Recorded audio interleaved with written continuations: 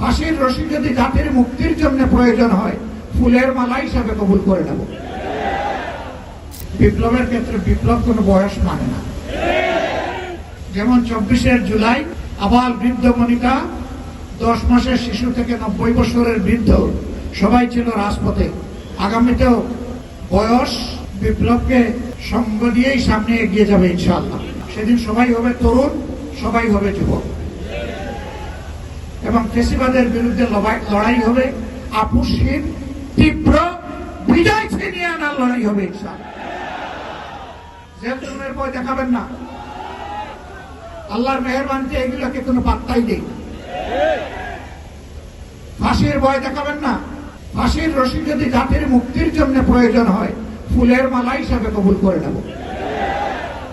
ফাঁসির তক্তার উপর দাঁড়িয়ে বুক কাঁপবে না, ঠোঁট কাঁপবে না, বিজয়ের জয়ধ্বনি শুনিয়ে যাব ইনশাআল্লাহ।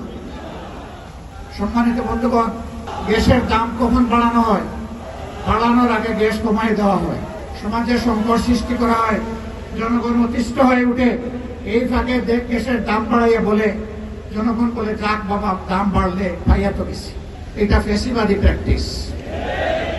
যদি দাম বাড়ানোর আগে সংকট সৃষ্টি হয়, আর সংকট সৃষ্টি হওয়ার কারণে যদি দাম বাড়ার পরে আবার সংকট দূর হয়ে যায়, তাহলে দাম না বাড়াইয়া সংকট দূর হয় না কেন? এটা জনগণের সাথে ধোঁকা, প্রতারণা। অতীতে যারা জনগণের সম্পদ লুণ্ঠন করেছে, চুরি করেছে, ডাকাতি করেছে, এখন সরকারি দলের দ্বিতীয় ব্যক্তি বলেছেন সেই চুরি ডাকাতি অপরাধের প্রবৃদ্ধি হয়েছে, কোনো পরিবর্তন হয় নাই।